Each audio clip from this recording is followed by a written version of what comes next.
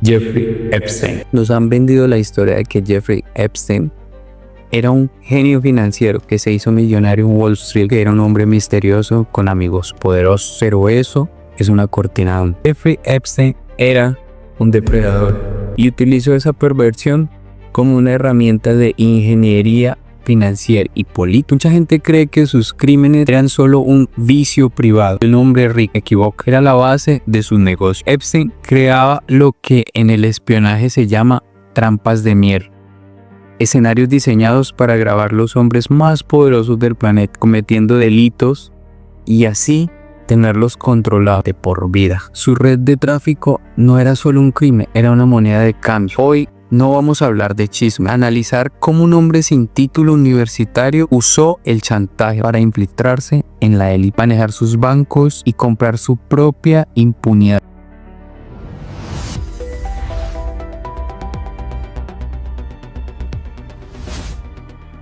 Para entender esta red, primero tenemos que derribar un mito: el gran inversor.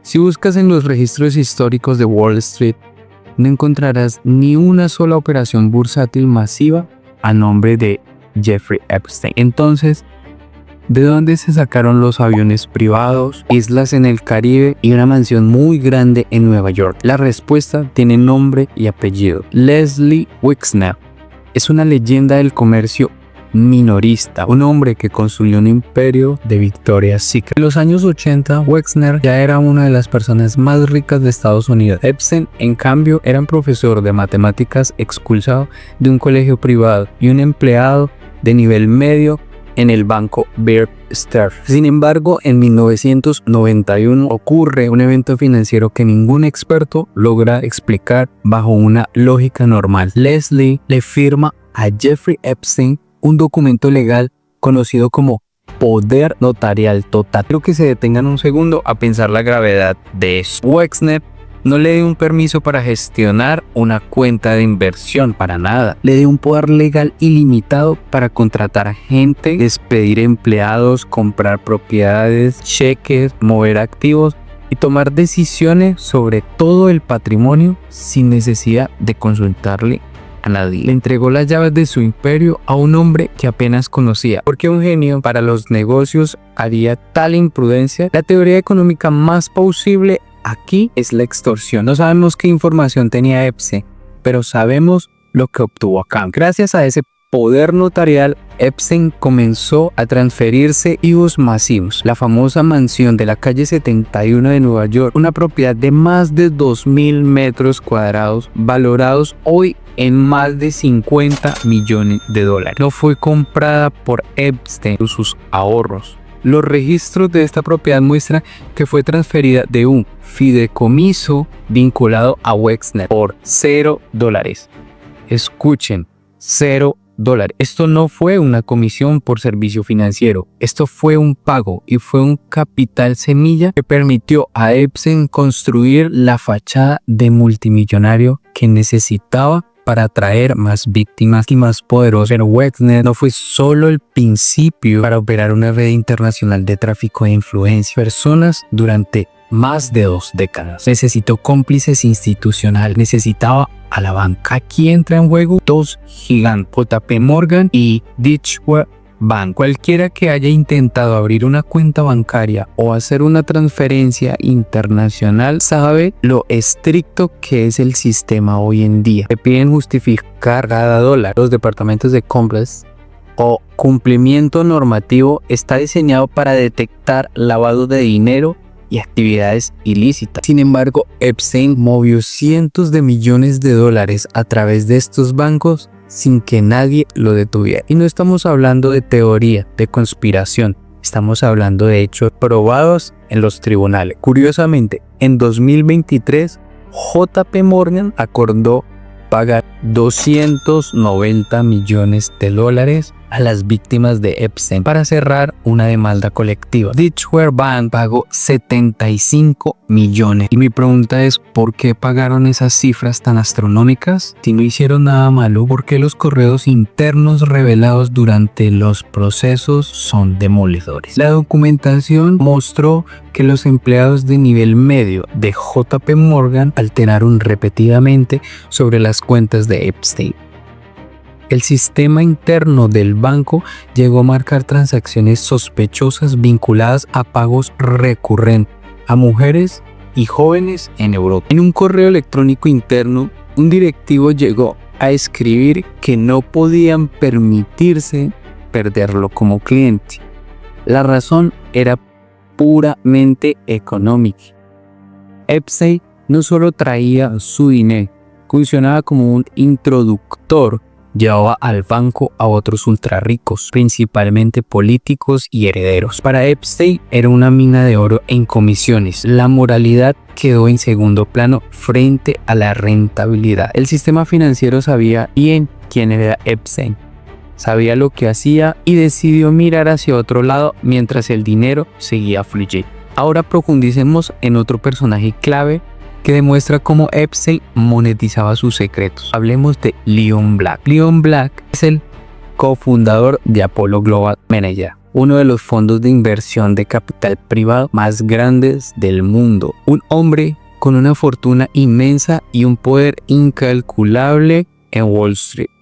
Una investigación independiente encargada por su propia junta directiva de Apollo reveló que Leon Black le pagó a Epstein una suma de 158 millones de dólares entre el 2012 y el 2017. Analicemos esto fríamente. 158 millones de dólares por este concepto, oficialmente por asesoramiento fiscal y planeación patrimonial.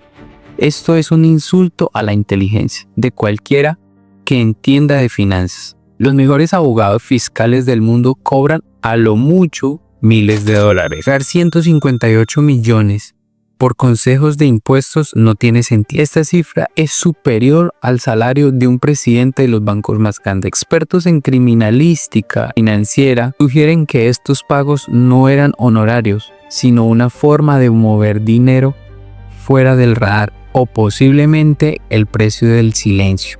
Un silencio muy costoso. Epstein tenía la capacidad de resolver problemas que el dinero legal no podía tocar y cobrar tarifas acordes a este riesgo. Pero el dinero no es el único objetivo. Epstein entendía algo fundamentalmente sobre la psicología humana. El dinero nuevo es vulgar, pero la ciencia es respetable. Para limpiar la imagen de depredador y estafador, Epstein se infiltró en la élite académica. Donó millones de dólares a Harvard y al MIT, el Instituto Tecnológico de Massachusetts. Pero no lo hacía por caridad, lo hacía por validación. Epstein lograba reunirse y fotografiarse con mentes más brillantes del planeta, como por ejemplo Steve Hawking, el biólogo Steve Jay y premios de literatura en física, tecnólogos famosos. Incluso se reveló que Bill Gates tuvo múltiples reuniones con él en los años después de que Epstein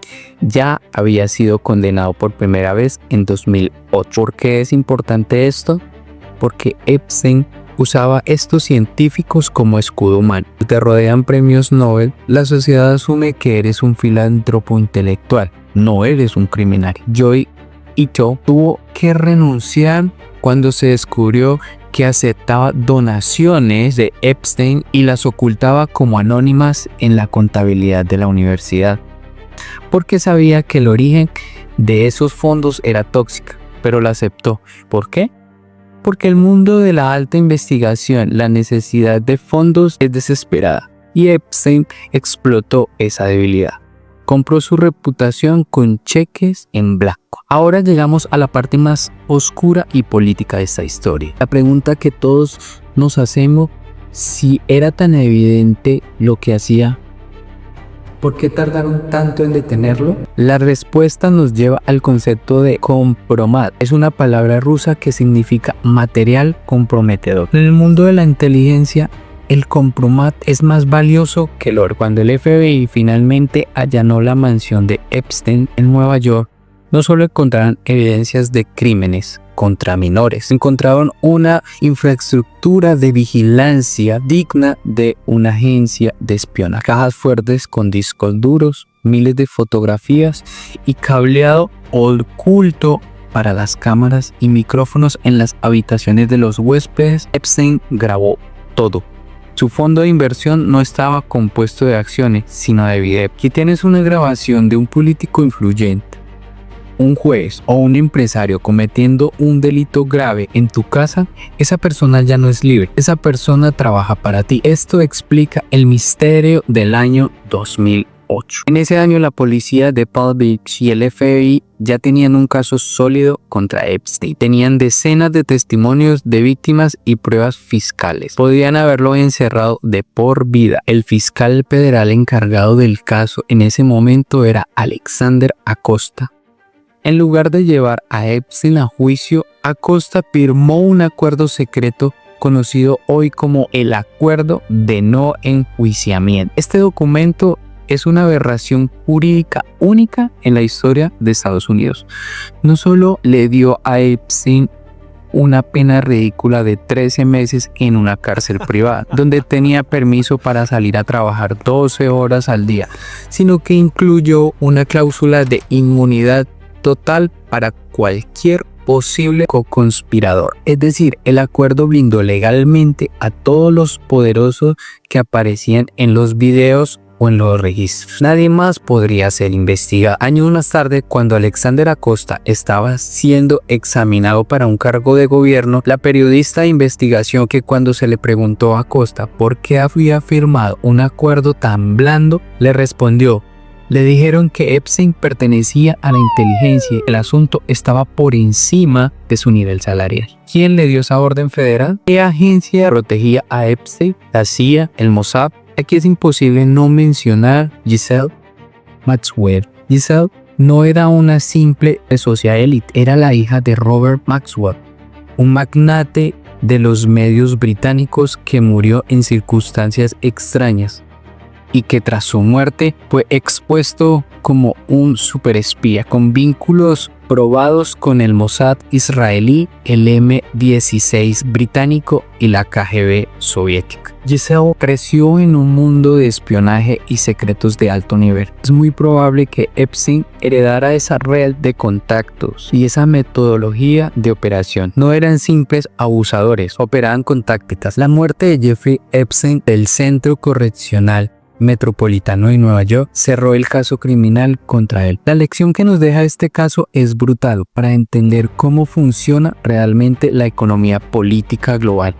Vivimos en un sistema donde si tienes suficiente dinero y suficiente información sobre las personas correctas, las leyes no aplican para ti.